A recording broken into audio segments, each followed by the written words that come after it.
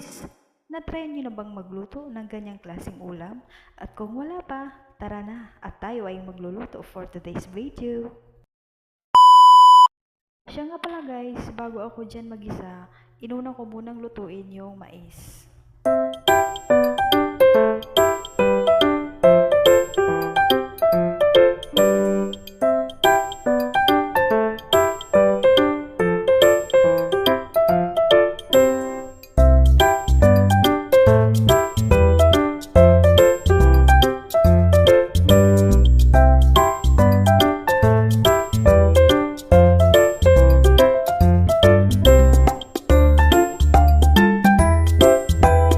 At ayan po, naglagay lang po tayo ng kunting chili garlic para hindi masyadong maangang ating lulutuin.